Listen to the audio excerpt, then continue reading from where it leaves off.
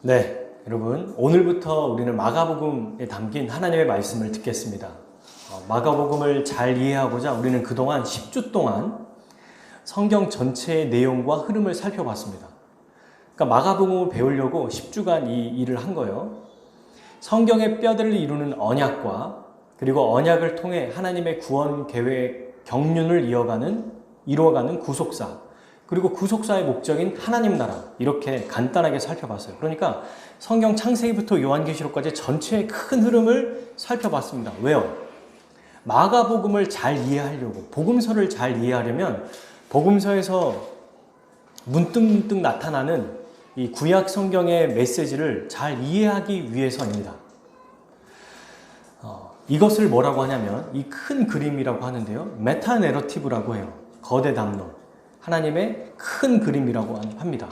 그러니까 우리가 여러분 성경을 배울 때 계속해서 이렇게 배우고 있지만 부분적으로 성경을 알면은 큰 틀에서 모르기 때문에 이렇게도 해석했다가 저렇게도 해석했다가 마가복음은 이렇게 얘기하고 또 사도행전은 저렇게 얘기하고 로마서는 이렇게 얘기하고 입맛에 맞는 대로 성경을 해석할 수 있어요. 그걸 막기 위해서 우리가 10주 동안 이 구속사라고 하는 이 큰 그림을 그린 겁니다.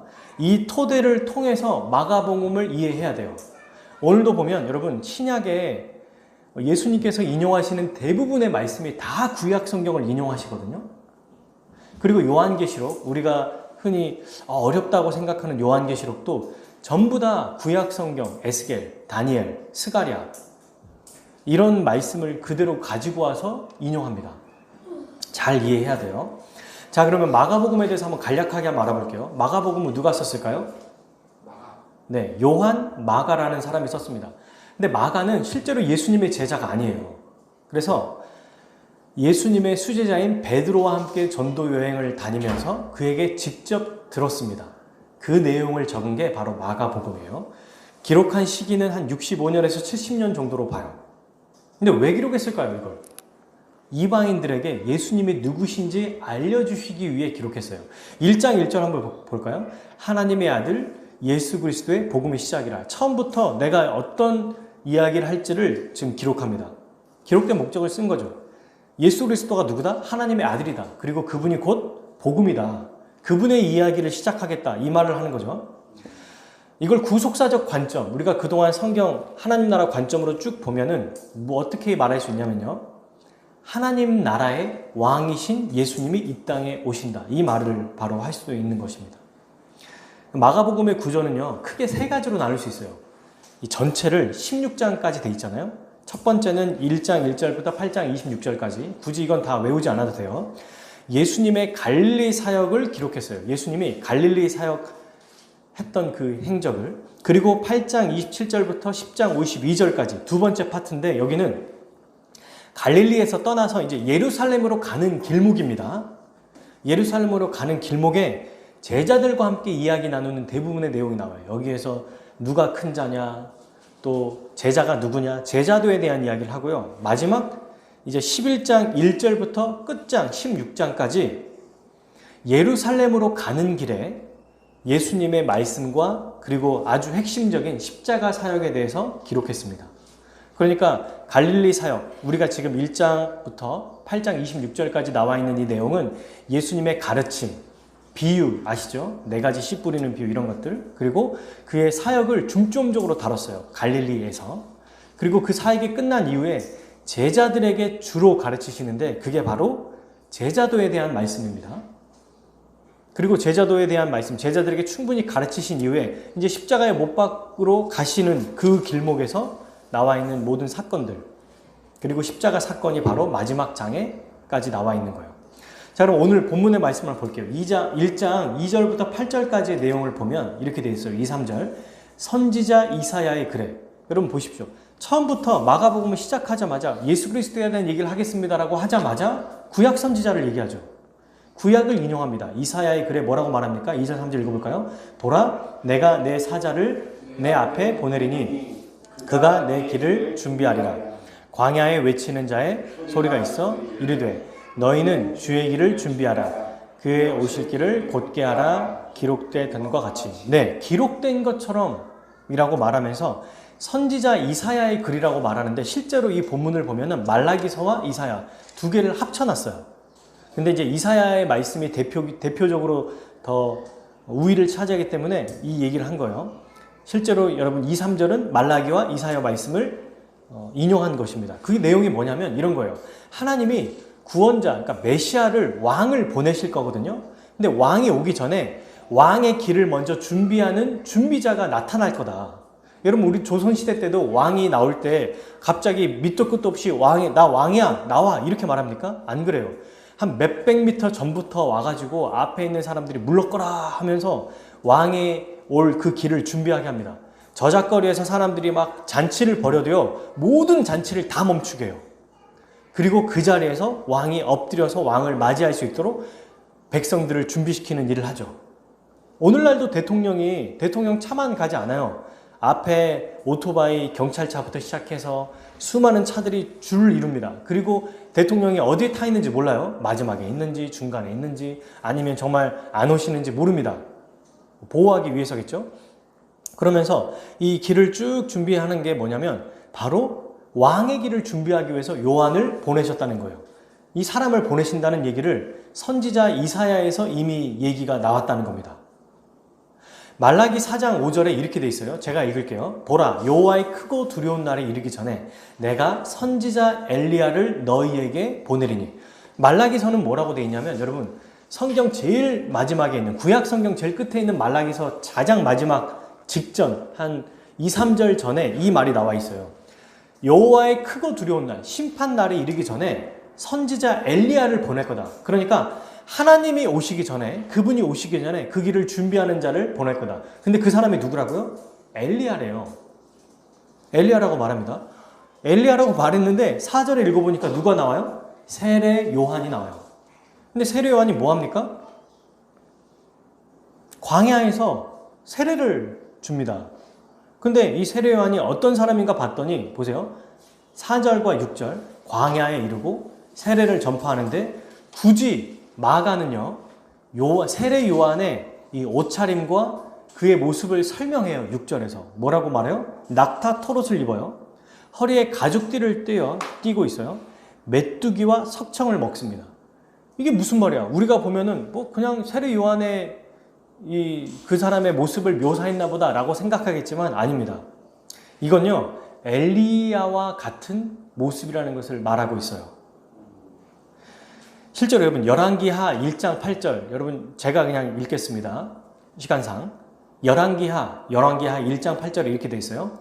그들이 그에게 대답하되 그는 털이 많은 사람인데 허리에 가죽띠를 띠었더라 하니 왕이 이르되 그는 디셉 사람 엘리야로다. 엘리야의 옷차림을 그대로 세례 요한이 담고 있죠. 그리고 엘리야가 어디에 있었습니까? 광야에 있었어요. 그곳에서 먹는 거. 이 엘리야가 곧 세례 요한을 얘기하는 거구나. 엘리야가 다시 부활해서 오는 게 아니라 결국 세례 요한이 엘리야의 역할을 한다는 거구나 라는 것을 알 수 있다는 겁니다. 그리고 그가 한 일이 뭐냐면 능력을 베풀지 않았습니다. 여러분 보세요. 엘리야는 수많은 기적을 베풀었거든요. 근데 세례 요한은 엘리야와 같은 자로 와서 뭘 했냐면 물로 세례를 베풀었어요. 그가 한 가장 중요한 일이 이겁니다. 그래서 그의 이름이 세례 요한이라고 하죠. 물로 베풀었는데 보세요. 능력이 없는 자라면 사람들에게 광야에 가가지고 회개하라, 주님의 오실 길을 준비하십시오 이렇게 말할 때 사람들이 오겠습니까? 안 와요. 근데 오늘 본문 말씀을 보세요. 4절에 회개 세례를 얘기했더니 5절 읽어볼까요? 온 유대 지방과 예루살렘 사람이 다 나와 자기 죄를 자복하고 요단강에서 그에게 세례를 받더라. 모든 사람이 다 나왔어요. 유대인들 다. 물론 뭐 한 사람도 빠짐없습니까? 라고 할 때는 모르겠어요. 그런데 성경은 정말 모든 사람이 다 요한의 말을 듣고 마음에 찔려서 세례를 받으러 왔다는 얘기입니다. 무슨 일을 하고 있는 겁니까 지금? 메시아의 길을 준비하기 위해서 세례를 베풀었어요. 그러면 이 물 세례가 무슨 의미인지를 알아야겠죠. 물 세례는 여러분 죄 사함을 받게 하는 회개의 세례라고 말하고 있어요. 그죠? 죄 사함을 받게 하는 회개의 세례가 바로 물 세례다. 그러면 이렇게 생각할 수 있어요. 물 세례를 받는 순간 죄가 없어지는 건가? 아닙니다. 마술처럼 사라지는 게 아니에요. 요한은 사람들에게 먼저 회개하라고 말했죠. 회개하라. 회개해라. 메시아가 곧 오실 것이다. 그러니 너희는 회개해야 된다. 여러분 생각해 보세요. 왕이 오기 전에 왕을 맞으러 가는 사람은 우리 조선시대 때도 어떻게 했습니까? 그냥 자기 옷 입고 가지 않았어요. 왕에게 부름받은 자는요, 가장 좋은 옷, 먼저 목욕제기를 하고, 그 다음에 옷 중에 가장 좋은 옷이, 볼품없는 옷이면 왕에게 어울리지 않아서 그 왕에게 어울릴 만한 좋은 옷을, 비단 옷 같은 것들을 돈이 없어도 막 구매해요. 그래서 그 옷을 입고 갑니다. 그것처럼 회개하라고 하신 이 말씀을 듣고 사람들이 자기의 죄를 회개하는 게 바로 왕 앞에 나오기 위한 준비의 과정이라는 거예요. 그래서 사람들이 요한에게 나와서 회개했습니다. 요한에게 회개한 게 아니죠. 하나님 앞에 회개를 했어요. 그러자 회개했다는 것을 보고 요한이 물로 세례를 준 겁니다. 그러니까 즉 뭐냐면 요한의 세례 자체가 사람들의 죄를 없애는 게 아니라 회개하게 만들었고 회개한 자들에게 너 회개한 자다라는 표지로 물 세례를 줬다는 거예요. 이거는 여러분 앞에 요한이 뭐라고 얘기합니까? 자기가 이제 물 세례를 주면서 사람들에게 얘기해요. 근데 여러분이요. 나는 여러분에게 물로 세례를 주지만 내 뒤에 오시는 이는 7절 8절이죠. 능력이 많으신 입니다. 그는 내 뒤에 오셔서 내가 그의 신발끈을 풀기조차도 감당할 수 없는 분입니다. 그리고 나는 물로 세례를 줬잖아요, 여러분. 여러분에게 회개하라고 얘기했죠. 그리고 여러분들이 회개했죠. 그래서 회개의 증표로 내가 물로 세례를 줬습니다. 그런데 내 뒤에 오시는 그분은 여러분들에게 성령으로 세례를 베푸실 것입니다. 이렇게 얘기했어요.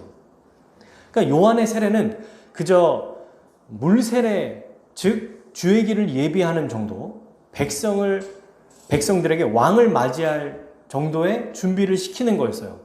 물 세례 자체가 어떤 능력이 나타나는 것이 아니었습니다. 백성들은요, 왕의 성령 세례를 받아야 돼요. 물 세례는 충분하지 않습니다. 그러면서 나의 뒤에 오시는 이를 설명하잖아요. 요한도 몰랐어요. 이분이 누구신지. 오시기 전까지. 그러니까 내 뒤에 오시는 분이라고 말했는데요. 그분이 어느 정도의 능력이 있으시냐면 여러분 보세요. 요한은 예수님께서 말씀하실 때 사람 중에 가장 큰 자라고 얘기했고 그리고 구약 선지자 중에 가장 위대한 엘리야와 같은 능력을 가진 자라고 말했습니다. 근데 이런 능력을 가진 자가 내 뒤에 오시는 이가 나는 그의 신발끈을 풀고 묶는 것도 못한다. 신발끈을 묶고 푸는 일은 그 당시에 노예가 했던 일이거든요. 노예 중에서도 가장 천하고 또 신분이 가장 낮은 이방인 노예가 있어요. 정말 그냥 거의 내버려진 가장 하찮고 볼품없는 그 노예가 했던 일인데 나는 그 일조차도 그분 앞에서 할 수 없다. 그런 존재가 아니다라고 말합니다. 얼마나 위대하신 분인지 얘기하죠. 그리고 성령으로 세례를 베푼다라고 말하시는 건요. 성령님을 보내시는 분이라고 얘기하지 않았습니까? 여러분 구약에 예레미야와 에스겔 말씀에서 성령을 부으실 거라고 얘기하지 않았습니까? 근데 그 성령을 부으실 분이 바로 이분이라는 거예요. 즉 누가 이 성령을 보내셨어요? 구약에는 하나님이 성령을 보내셨거든요. 하나님이시란 얘기입니다. 이분이. 그 얘기를 끝남과 동시에 곧바로 마가는 9절 보십시오. 누가 나옵니까? 그때에 예수께서 갈릴리 나사렛으로부터 와서 요한에게 세례를 받으시고 예수님이 바로 성령을 보내주시는 분, 요한의 뒤에서 능력 많으신 분이시라는 거예요. 근데 이 예수님이 9절부터 11절까지 보니까 무슨 일을 하셨냐면 세례를 받아요. 세례를 받으니까 세 가지 일이 일어납니다. 첫 번째, 10절 곧 물에서 올라오실새 하늘이 갈라짐과 이때 세례는요 우리가 대한예수교 장로회에서 하는 이 약식으로 내가 성부와 성자와 성령 이름으로 세례를 준다 하는 이 간단한 이 형식이 아니라 실제로 침례라고 해서 물에 잠겼다가 일어나게 하는 거였거든요. 뭘 해도 괜찮습니다. 상관없어요. 근데 이 당시에는 이 예배당 안에 어떤 우리 믿음의 선배들도 목욕탕 같은 게 하나 있었어요. 낮은 곳에. 거기서 아예 이렇게 들어갔다가 나오게 하는 거죠. 죄에 대해서 죽었고 그리스도 이래 다시 살아났다는 것을 실제로 경험하게 하는 겁니다. 나중에 저희도 한번 이런 걸 선교지회 같은 데 가가지고 해보고 싶어요. 물론 이미 우리는 세례를 받은 자들이지만 그게 굉장히 더 리얼했겠죠. 자, 그런데 여러분, 이 예수님이 세례를 받고 딱 일어나니까 어떤 일이 일어났냐면 첫 번째, 하늘이 갈라졌습니다. 하늘이 갈라졌다라는 이 표현이 실제로 예수님이 십자가에서 죽으실 때 휘장이 찢어졌다라는 단어와 같은 단어예요. 무슨 얘기냐면 하나님의 임재가 나타났다는 얘기입니다. 그리고 두 번째 어떤 일이 일어났어요? 성령의 비둘기같이 내려오셨습니다. 비둘기가 뭐 순결, 화평 뭐 이런 걸 하더라도 앞으로 성령님이 임하시는 것은 뭐냐면 바로 이분이 성령을 보내실 분이라는 것을 증명할 뿐만 아니라 또 하나 예수님의 앞으로의 사역, 그분이 하실 모든 일들이 바로 성령님을 힘입어 하실 거라는 걸 보여주는 것입니다. 성령님이 임하시는 것은. 그래서 앞으로 예수님이 가르치시는 것, 능력 베푸시는 모든 일이 다 누구와 함께 하시는 거예요? 성령님이 함께 하시는 거예요. 근데 너무 놀랍죠? 이 예수님과 함께 하신 성령님이 오늘날 누구와 함께 합니까? 우리와 함께 와요. 교회와. 그리스도를 믿는 자에. 그 성령이 이미 우리에게 오신 거죠. 그게 바로 사도행전 2장에 나타난 사건입니다. 그리고 세 번째, 하늘의 음성이 나타나는데요. 그때 뭐라고 하시냐면 하나님께서 너는 내 사랑하는 아들이라 내가 너를 기뻐하노라. 이렇게 말씀하세요.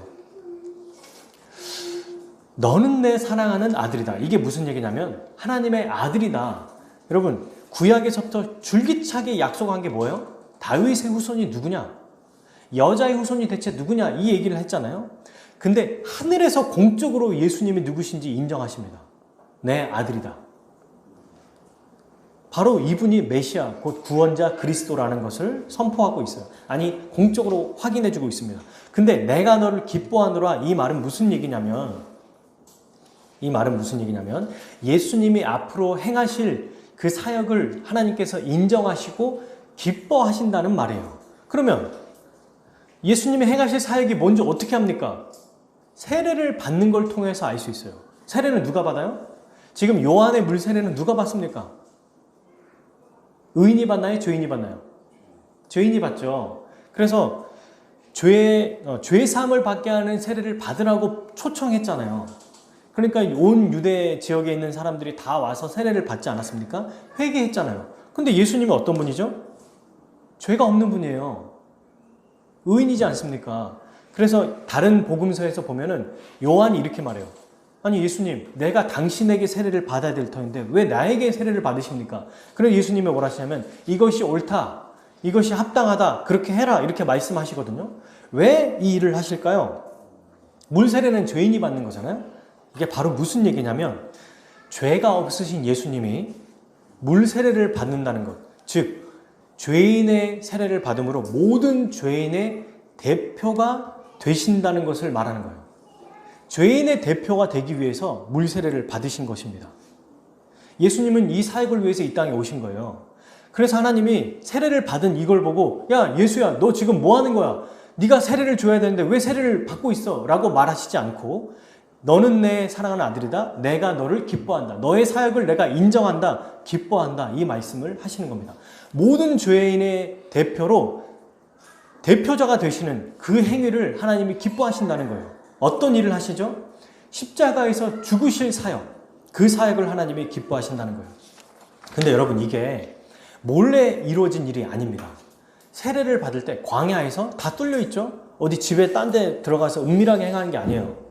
모든 사람들이 보는 앞에서 세례를 받으셨습니다. 그리고 보는 앞에서 하늘이 갈라지고 하나님의 음성이 들리고 성령이 부어주셨어요. 공적인 예수님의 이 사역을 시작하고 있다는 것을 보여주는 거예요. 몰래 행하신 게 아닙니다. 여러분, 이단들을 보면은 막 몰라요. 성경에 나와 있지도 않는데 자기는 언제 몇 년도에 태어났고 누가 언제 태어났고 몰라요. 근데 자기네들 책을 보면 안 돼. 그게 어디 있습니까? 그런 게 어디 있어요? 공적으로 예수님의 사역은 하나님의 아들이시고 그분이 십자가에 못 박혀 죽으심으로 우리를 하나님 나라 백성 되게 하실 것을 이때 아예 공적으로 모든 사람에게 보여주셨다는 거죠. 근데 여러분, 세례를 받으신 다음에 무슨 일을 하셨는지 굉장히 놀라운 일이 일어나요. 세례를 받으신 다음에 곧장 사역을 하시면 되잖아요. 근데 뭐 하셨는지 한번 볼까요? 12절 읽어볼게요. 성령이 곧 예수를 13절까지 읽어볼게요. 광야에서 40일을 계시면서 사탄에게 시험을 받으시며 그 짐승과 함께 계시니 천사들이 수종들더라.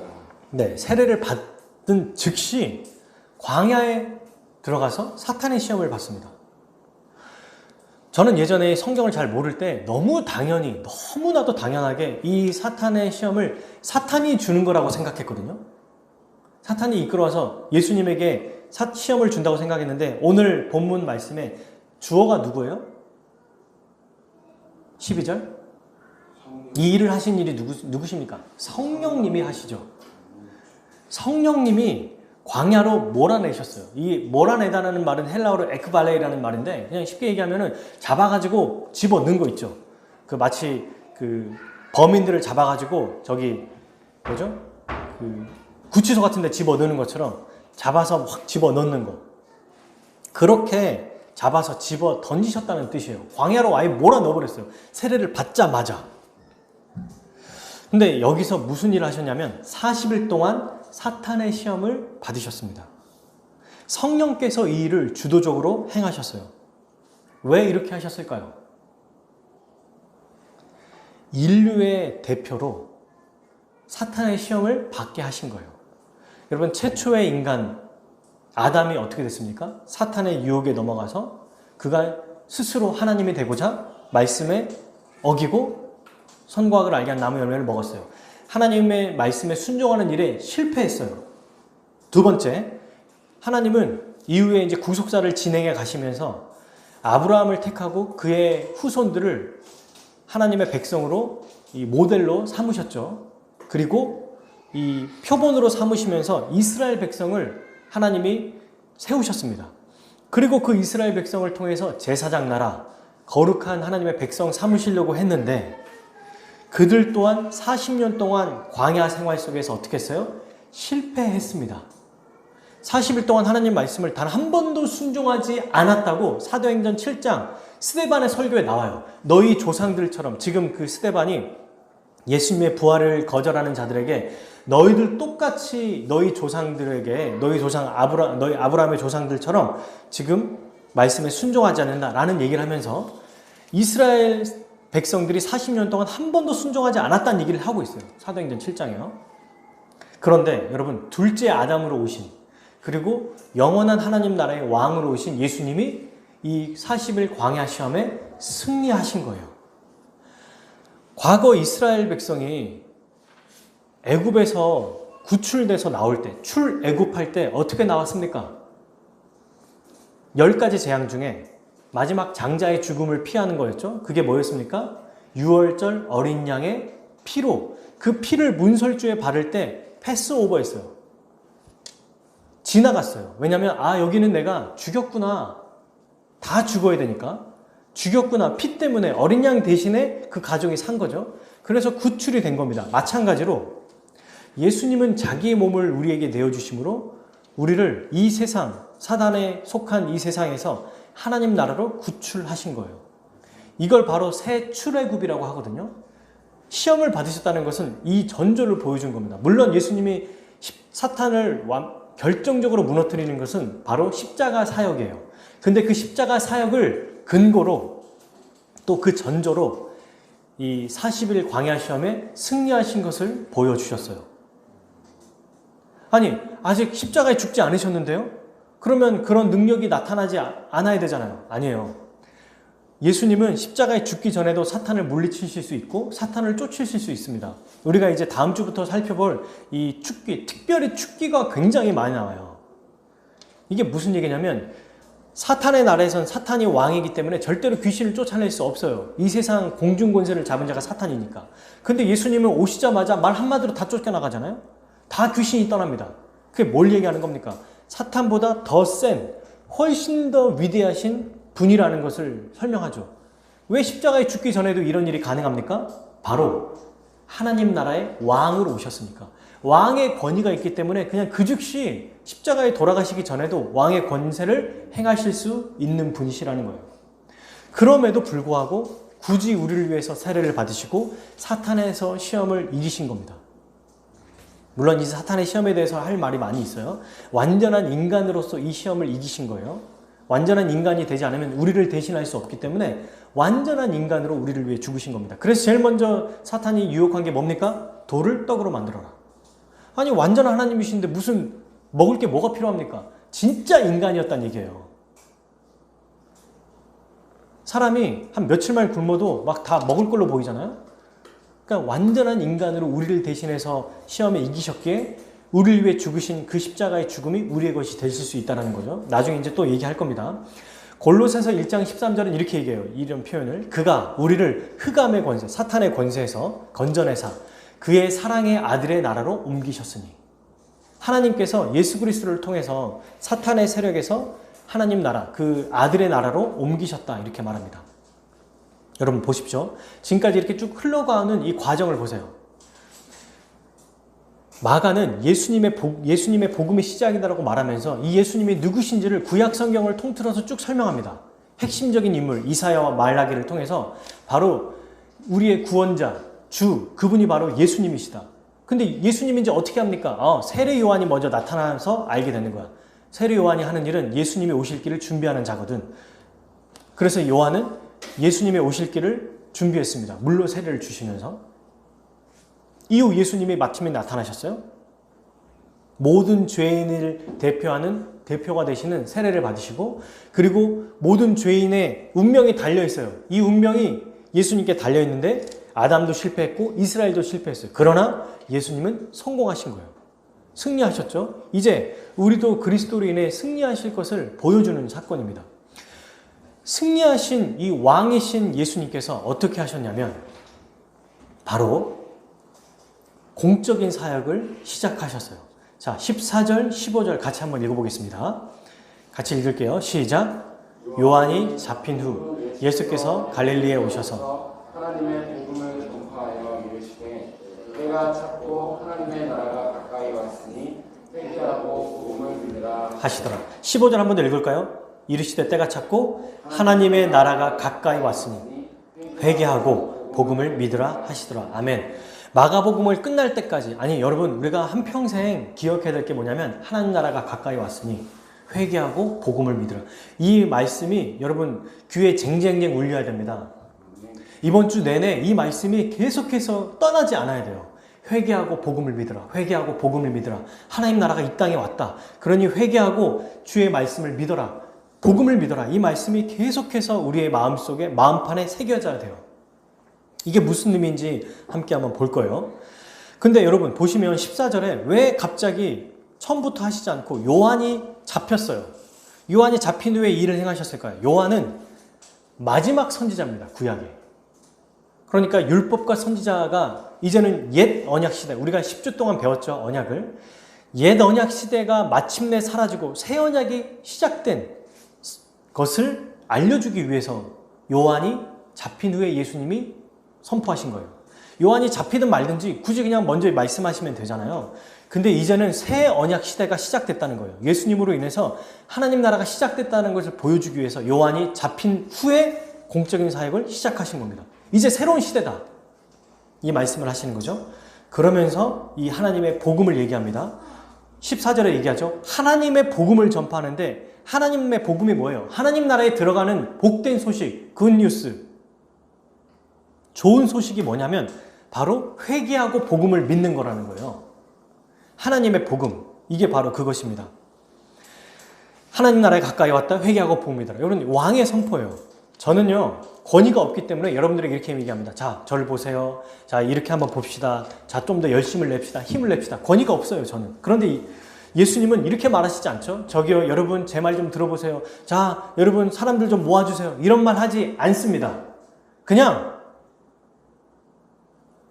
공생에 시작하시면서 뭐라고 하시냐면 하나님 나라가 가까이 왔다. 회개하고 복음을 믿어라. 그냥 이렇게만 말씀하시는 거예요. 왕의 권위입니다. 신적 권위.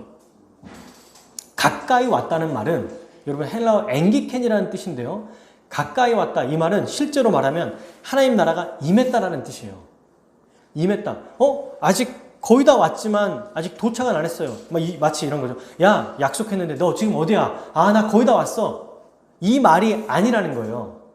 이 앵기켄이라는 단어를 헬라어는 수동태, 중간태, 능동태라는 게 있거든요. 어떻게 쓰느냐에 따라서 이게 아주 다르게 해석됩니다. 가까이 왔다 이 말은 아예 대놓고 이미 임했다 이 뜻입니다. 이 당시의 용법이라고 봐야 돼요. 지금 하나님 나라가 임했다. 그래도 저는 못 믿겠는데요. 네, 예수님이 다른 성경 본문에서 하나님 나라가 이미 임했다라는 말씀을 하고 있습니다. 한번 찾아볼까요? 이거는 마태복음 12장 28절, 오늘 본문을 그대로 두고 마태복음은 더 앞에 있죠. 마태복음 12장 28절 한번 찾아볼게요. 가까이 왔다고 말씀하셨는데 그럼 아직 안 온 거 아닙니까? 이렇게 주장할 수 있지만 아니다. 하나님 나라는 이미 임했다.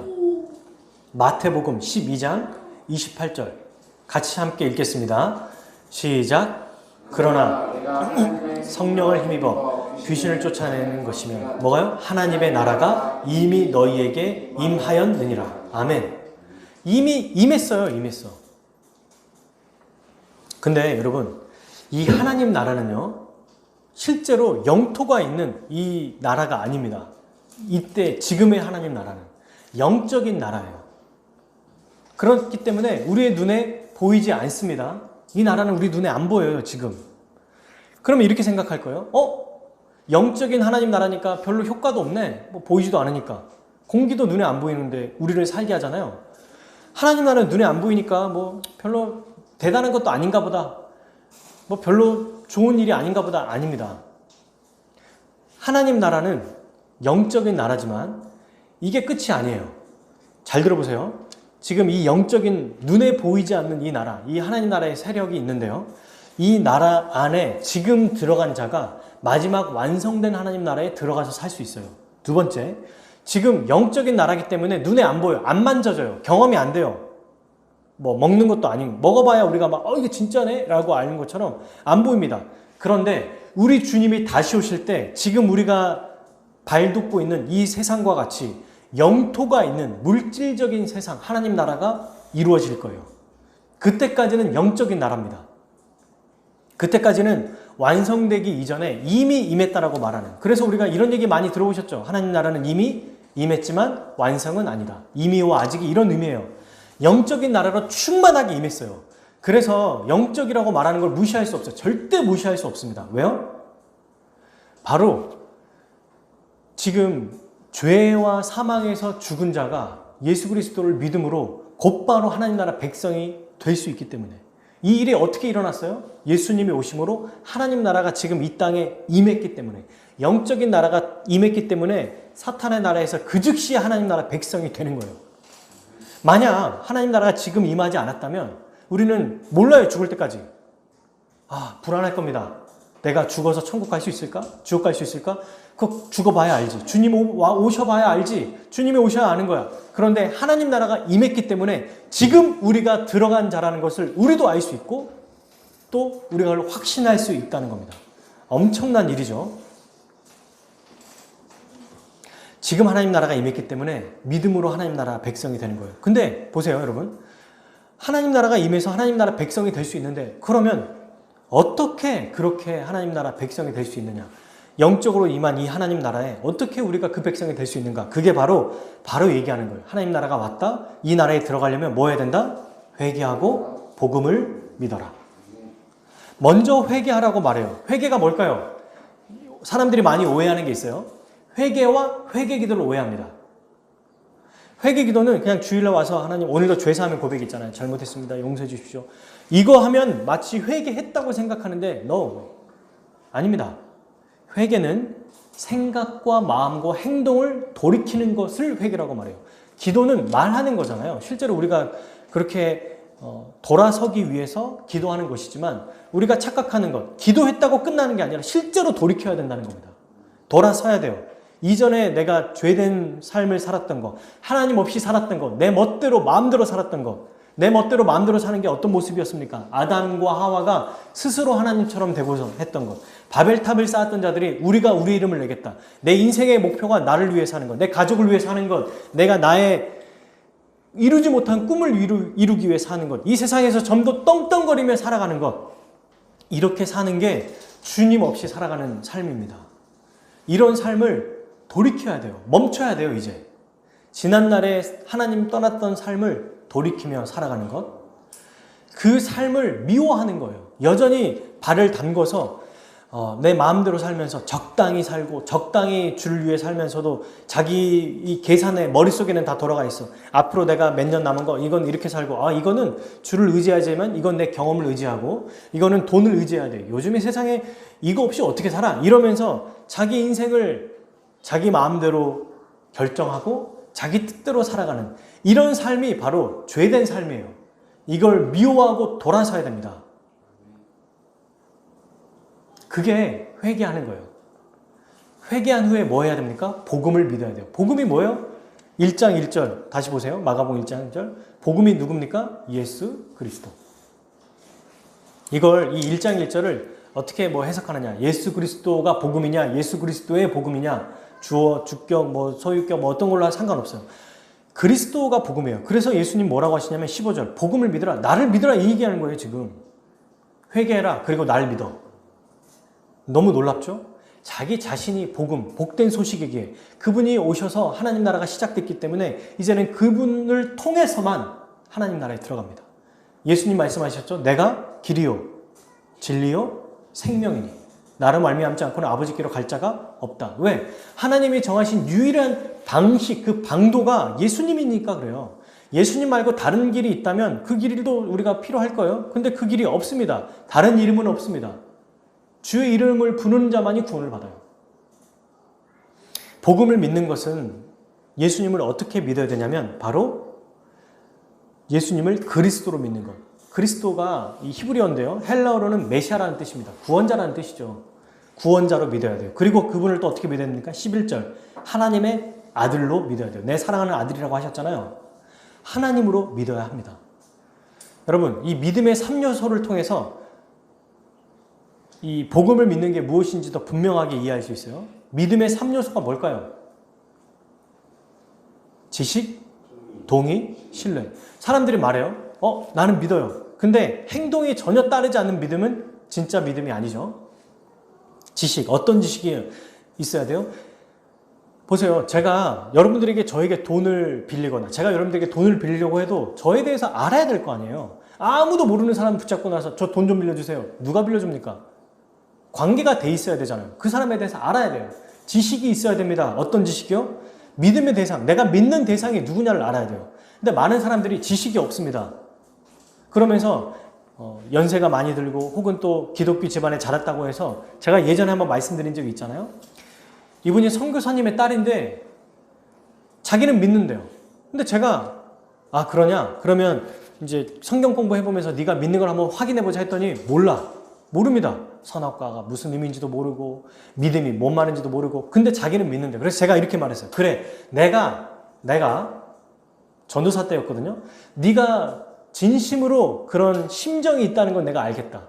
근데 믿음이라고 하는 것은 믿는 대상에 대해서 알아야 되잖아. 근데 너는 예수님에 대해서 알아? 날 위해 죽으신 거예요? 십자가의 의미가 무슨 뜻인지 알아? 화목제물은 무슨 말이야? 하나도 대답을 못하는 겁니다. 그때 제가 얘기했어요. 너는 네 심정적으로는 진심이지만 믿음이 없는 거야. 왜요? 믿는 대상이 누구신지를 모르니까. 우리에게 어떤 지식이 필요하죠?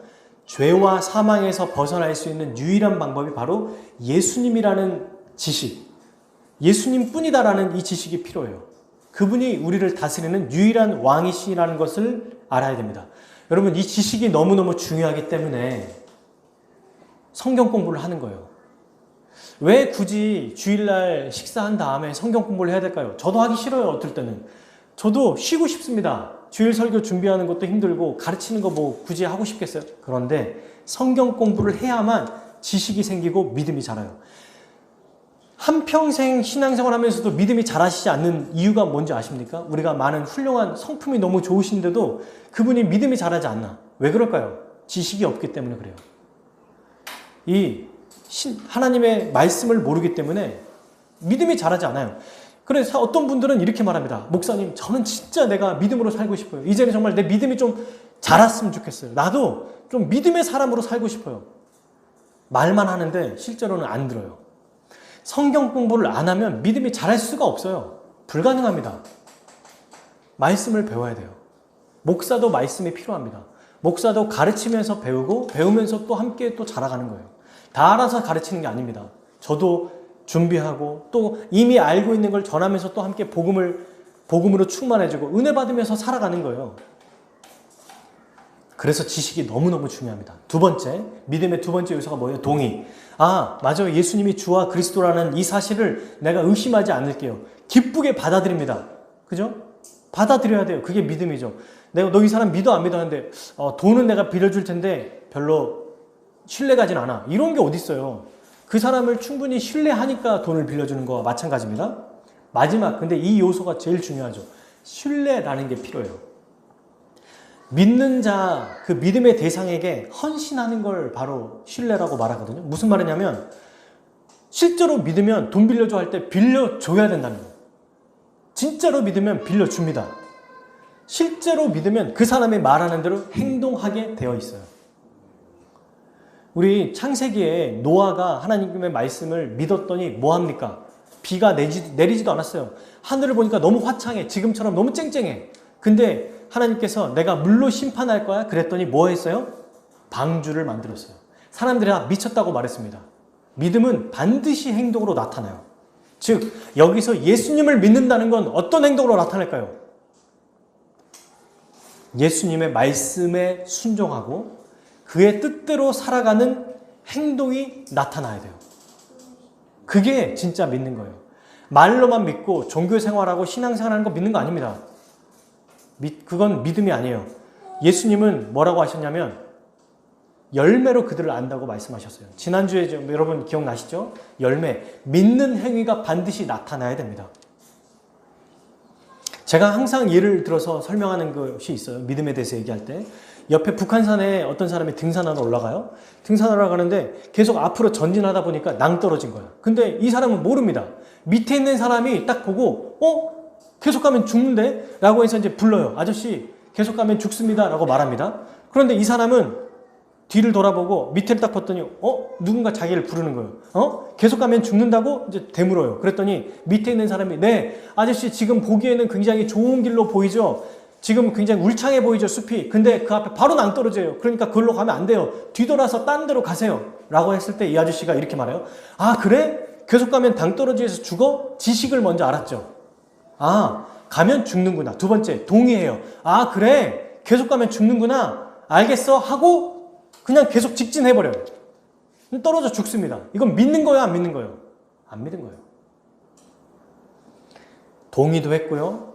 실제로 앞으로 가면 어떻게 되는지도 압니다. 근데 실제 행동이 나타나지 않았다는 것은 안 믿었다는 거예요.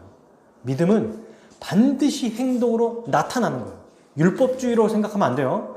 믿으면 구원받는다가 아니라 믿는 자가 하나님 나라 백성이 되는 건데 믿음은 반드시 믿는 행위가 나타난다는 겁니다. 그러므로 사랑하는 여러분, 회개하고 복음을 믿으라고 하는 이 말씀은 지난날의 자기의 잘못을 돌이키는 거예요.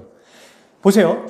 하나님의 삶과 예수 그리스도가 말하는 이 삶과 사랑하는 삶, 자기를 내어주는 삶과 자기 마음대로 사는 삶은 같은 방향이에요? 다른 방향이에요? 정반대의 방향이에요. 근데 회개하지 않고 어떻게 방향이 다른데 주의 길을 따라 살아갈 수 있겠어요? 회개와 복음은 같이 갑니다. 한 몸이에요, 한 몸. 동전의 양면입니다. 회개 없이는 믿음이 없어요. 많은 사람들이 이렇게 생각합니다.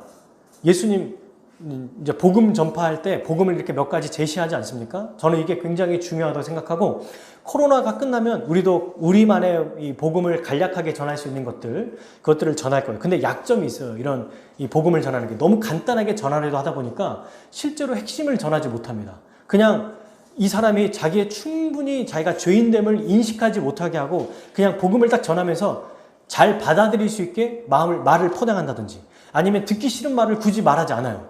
그래서 그냥 훅쑥 받아들이게 해버려요. 그러면서 이 사람을 그냥 신자인 것처럼 만들어버려요. 교회 안에 들어와서 자기는 예수님 믿어요 라고 말하면서 살아가는데 한평생 회개하지 않으며 살아가. 직분을 받아요. 집사 직분을 받기도 하고 장로님의 직분을 받기도 하고 또 이런 분들이 나중에는 목회를 하기도 합니다. 근데 한평생 자기가 지금 살고 있는 삶이 제대로 된 삶인지 주를 위해 살아가고 있는지 자기 멋대로 살아가고 있는지를 생각하지 않고 그냥 막 살아가는 거예요. 회개 없이 믿음은 불가능해요. 아니 오늘날은 약간 가능한 것처럼 보이잖아요. 그런 사람들이 많이 있으니까. 그렇기 때문에 그러니까 이렇게 말할 거예요. 그러면 아니 목사님 뭐 화목교회 담임 목사님 당신만 그렇게 얘기하지 일반 교회는 많아요 그런 사람들. 네, 소수가 아니라 다수결이니까 따라야 됩니까? 그게 옳으니까 그게 옳다고 말해야 돼요? 제가 틀린 겁니까? 그렇게 말할 수 없습니다. 성경이 진리고 성경이 현실이에요. 이게 진짜라고요. 눈에 보이는 게 다 가짜하면 가짜인 거예요. 성경에서 아니라고 하면 아닌 겁니다. 그걸 믿는 게 우리 아닙니까? 회개하지 않고. 그래서 여러분들 어떠세요? 청년, 특별히 우리 청년분들은 이런 걸 많이 경험했을지도 몰라요. 직분이 있는데 그리고 정말 누가 봐도 새벽기도 나오시고 열심히 하시는데 뭔가 모르게 약간 별로 신뢰가 안 가고 믿음 생활을 한다고 하시는데도 재직회나 공동회의 때 보면은 자기 막 혈기가 막 나오고 뭐 자기 뜻대로 하고 세상의 원리와 방식대로 하면서도 이 세상에서는 또 권위 있는 자고 잘난 분이에요. 그러니까 헷갈리는 거예요. 뭐가 진짜지? 아, 그래도 저분이 맞는 걸 거야. 잘못 배우는 거예요, 이거는. 생각해야 됩니다. 아, 저게 잘못된 거구나. 저분은 정말 아직 회개하지 않았다면 실제로 복음을 믿은 게 아니구나라는 것을 알아야 되는데 너무나 많은 분들이 그렇게 우리가 좋은 분들도 많이 있어요. 훌륭한 분들 너무 많습니다. 그런데 그냥 회개하지 않고 믿음 따로 삶 따로 이렇게 살아가는 삶을 보고 원래 저런 거야 라고 생각하며 살았던 것. 그래서는 안 된다는 겁니다. 그래서는 안 돼요. 오늘 이 말씀을 분명하고 바르게 이해해야 됩니다. 회개하는 것. 아니 회개한다고 하는 분이 어떻게 자기의 가족과 자기만을 위해 살아가요. 교회 장로님이시고 직분자라고 해도 그분이 이 세상에 잘되고 또 성공하기 위해서 오히려 막 교회를 이용하고 기도하는 거예요. 이게 어떻게 신자라고 말할 수 있겠습니까? 직분이 그분의 믿음을 보증해 줍니까? 로마 카톨릭이 딱 그렇게 하거든요. 천주교가 그렇게 한다는 거예요. 그냥 실제로 성찬을 주고 예배 미사를 드리고 하면은 칠성례라고 하는 것을 준 다음에 그냥 직분을 줘버립니다. 세례명을 줘버리고 이미 구원받은 자라고 그냥 인정을 해버려요. 그러니까 이 사람은 이제 자기가 구원받은 자라고 생각합니다. 근데 기독교는 뭐라고 말합니까? 제가 목사여도 여러분들이 몇 년 동안 신앙생활 하셨는지 모르겠지만 또는 직분을 앞으로 어떤 직분을 받더라도 참되게 회개하고 복음을 믿지 않으면 이전에 자기의 잘못을 돌이킨 자가 아니라면 그 믿음은 참된 믿음이 아니다. 이게 예수님이 하신 말씀이에요. 이게 바울이 그토록 하는 얘기입니다. 이 복음을 선포하셨어요. 여러분 보세요. 그러면 회개하고 복음을 믿는 자의 모습이 어떤 모습입니까? 바로 오늘 나와 있는 16절부터 20절 말씀이에요. 보십시오, 여러분. 예수님은 이 복음 선포를 하신 직후에 곧바로 뭘 하시냐면 제자들을 부르셨습니다. 16절 해변으로 지나가시다가 17절 나를 따라오라. 내가 너희를 사람 낚는 어부가 되게 하리라. 그 다음에 조금 더 가시다가 19절 세베대 아들 야고보와 그 형제 요한을 보시니 그들도 배구를 뭐라고 하십니까? 20절 읽어볼까요? 곧 부르시니 그 아버지 세분과는 따라가니라. 뭐라고 해요, 여러분? 16절부터 20절 보니까 예수님이 제자들을 부르십니다. 그랬는데 이들의 행동이 공통적으로 나타나는 게 있어요. 18절과 20절 읽어봅시다. 시작. 곧 20절 곧 부르시니 품꾼들과 함께 배 버려두고 예수를 따라가니라. 아멘.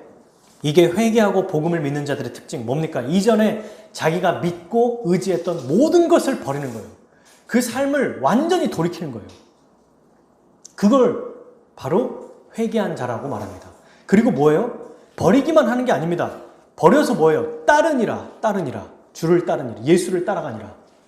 이게 바로 하나님 나라에 들어간 자의 모습입니다. 이게 바로 회개한 자들, 복음을 믿는 자들의 모습이라는 거예요. 여러분 근데 오해하시면 안 돼요. 아, 그러면 나도 이제 회개하고 복음을 믿어서 하나님 나라 백성이 돼야지. 물론 이런 측면이 있어요. 그런데 보십시오. 성경 전체에서 흐르는 메시지, 특별히 지금 안드레와 시몬이 이 두 사람이 와가지고 예수님께 찾아왔습니까? 아니면 예수님이 찾아왔습니까? 누가 왔어요? 예수님이 찾아오셨죠. 그리고 예수님을 찾아왔는데 뭐라고 해요? 안드레와 시몬이 예수님께 딱 보고 예수님 날 제자 삼아주세요 말합니까? 아니면 예수님이 이들에게 나를 따라오라 내가 너희를 사람 남는 어부가 되게 하라. 누가 말씀하세요? 예수님이. 하나님의 백성은 바로 하나님 나라의 왕이신 예수님이 부르시는 거예요. 우리가 회개하고 복음을 믿는 측면이 있지만 왕의 주권으로 자기의 백성을 택하시는 겁니다. 이게 바로 하나님이 예수 그리스도가 하시는 일이에요. 왕이 부르셔야만 우리는 백성이 될 수 있어요. 즉 이걸 정리하면 이렇게 말할 수 있죠.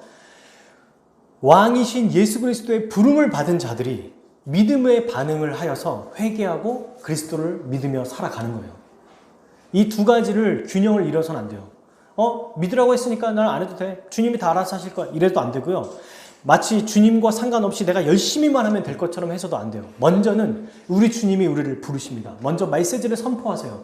회개하라. 복음을 믿으라. 이 말씀을 듣게 하시죠. 그리고 믿음의 반응을 일으킵니다. 지금 이때 그래서 반응해야 돼요. 여러분. 2000년 전에 제자를 부르신 예수님은 하나님 나라 백성을 부르시는 주님은 오늘 이 시간에도 우리를 부르십니다. 오늘도 회개하고 복음을 믿으라고 요청하시는 거예요. 사랑하는 여러분. 어떻게 우리가 하나님 나라의 백성이 될 수 있습니까? 예수님을 믿을 때 의롭다함을 얻어 하나님 나라의 백성이 됩니다. 믿음은 도구예요. 믿음 자체가 뭔가 능력이 있는 게 아니에요. 예수님이 일을 하신 거지. 예수님이 십자가로 우리가 죄사함을 얻고 의롭다함을 얻는 거지 믿음 자체는 도구입니다. 도구. 어떤 도구입니까? 아무것도 나의 공로가 없는 도구. 하나님의 선물인 거예요. 그래서 여러분 오늘도 우리 주 예수 그리스도를 의지하고 그분께 내 삶을 맡길 때 역사하실 거예요. 혹시 여러분 어떻게 살아가고 계시죠? 지금 어떤 길을 가고 계십니까? 한번 생각해 보세요. 어디에 가장 힘을 쓰고 있죠? 어디에 가장 내 에너지를 사용하고 있습니까? 왜 그렇게 하고 있죠? 왜 그곳에 에너지를 가장 많이 쓰고 있어요? 그 길이 주님을 향한 길입니까? 아니면 내가 원하는 나의 길입니까? 주님을 향한 길이 아니라면 돌이켜야 됩니다. 돌아서야 돼요. 그리고 그리스도께 다시 자신을 의탁하고 내어 맡기고 주님을 믿어야 합니다. 그러면 나는 이미 회개했기 때문에 나는 주님께 돌이킨 자니까 괜찮을까요? 아니에요. 주님을 향해 돌이킨 자들도 매일 회개하고 매일매일 복음이 필요합니다. 복음을 믿어야 돼요. 그리스도를 믿어야 돼요. 한번 믿었기 때문에 끝나는 게 아닙니다. 주님 다시 오실 때까지 이 믿음의 싸움은 계속될 거예요. 날마다 그리스도를 받아서 그리스도로 옷 입어서 그리스도의 은혜로 살아야 합니다. 그렇기 때문에 사랑하는 여러분, 우리가 성화라고 하죠. 시간이 갈수록 점점 거룩한 그리스도를 닮아야 되거든요. 그러면 복음이 필요해요. 회개가 필요해요. 버리지 못한 죄, 조금이라도 꺼리끼는 것, 끊지 못한 죄를 버리고 매일매일 우리 주님을 따라 살아야 합니다. 사랑하는 여러분, 우리 주님이 가지고 오신 그 나라를 꿈꾸고 하나님 나라 백성답게 살아갑시다. 그러려면 하나님 나라가 임했다는 사실을 먼저 믿어야 되고요. 그리고 그 나라에 들어가는 유일한 방식은 회개하고 그리스도를 믿는다는 것. 한 번 믿어서 끝나는 게 아니라 계속해서 우리 주님을 의지하고 복음이 필요하다는 것을 우리는 알아야 합니다.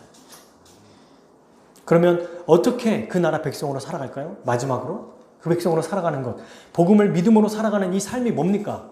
바로 하나님 나라 백성답게 사는 것이거든요. 예수님은 산상수훈에서 이미 말씀하셨어요. 빛과 소금으로 살아가라고.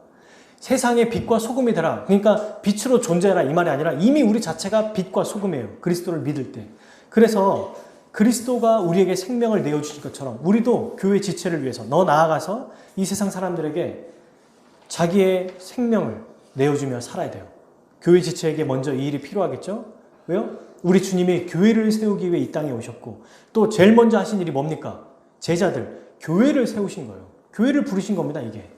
제자 4명밖에 안 되는데요? 아니요. 이게 바로 교회를 세우신 거예요. 복음을 외치자마자 바로 제일 먼저 하는 게 교회를 세우는 겁니다. 교회를 부르시는 일. 그렇게 우리를 이미 하나 되게 하신 것을 우리는 힘써 지켜야 돼요. 교회로 살아가야 됩니다. 어떻게 해요? 모든 겸손과 온유와 오래 참고 사랑하고 용납하고 분을 품지 말고 서로 간에 어려운 일이 발생할지라도 더러운 말을 입 밖에 내지 말고 선한 말을 하고 듣는 자에게 은혜를 끼치는 일, 이 일들을 해야 됩니다. 서로 친절하게 하고 불쌍히 여기며 용서하기를 그리스도가 우리를 용서하신 것 같이 용서하며 살아야 돼요. 우리가 에베소서 4장에 나와 있는 말씀, 그게 바로 우리 주님처럼 살아가는 것입니다. 여러분, 하나님 나라 백성의 삶은요, 파트타임이 없습니다. 기간제가 없어요. 인턴이라는 게 없어요. 한번 내가 제자로 한번 살아보고 그때 결정하겠다. 없어요. 파트타임, 주중에 주일은 한번 제자로 살고 주중에는 내 제자에서 좀 벗어나서 살겠다. 주중에 그냥 수요일이나 아니면 좀 특정한 시간, 아침에만 내가 제자로 좀 살고 직장 생활할 때는 제자로 안 살겠다. 기간제나 계약직, 일정 기간 동안 한 1년 정도, 한 3년은 꾸준히 내가 주님의 제자로 살고 이후에는 내 마음대로 살겠다. 없어요, 그런 거. 주님의 제자는 종신형이에요. 믿는 순간 죽을 때까지 영원히 그 나라의 백성답게 살아야 합니다. 적당한 시간만 제자로 사는 것, 적당히 내가 헌신하지 않은 영역, 주일날 설교 말씀을 듣고 일주일에 어떤 영역, 포기하지 않는 영역이 있을 거예요. 있을 겁니다, 그 영역이. 그것조차도 돌이켜서 주님을 향한 시간이 되도록 해야 돼요. 그게 돌이켜서 복음을 믿는 거예요. 적당한 시간으로 나머지 내 마음대로 하겠다는 생각을 버리고 온전히 모든 시간과 모든 순간이 다 주님의 것이고 그렇게 지체를 위해 사용하는 것, 주일 예배 때 나와서 예배 드리는 것, 성경 공부하는 것, 또 교회로서 함께 나와서 금요기도 하는 것, 이런 것들이 시간이 아까운 게 아니라 우리에게 오히려 더 복된 시간이고 이를 위해서 우리가 존재한다는 것을 알게 되는 것입니다. 사랑하는 우리 화목교회 모든 성도님들, 또 이렇게 또 예배 참석하신 분들 모두가 날마다 회개하고 우리 복음이신 예수 그리스도를 믿음으로 하나님께 영광 돌리며 살아가기를 축복합니다. 아멘. 함께 기도하겠습니다.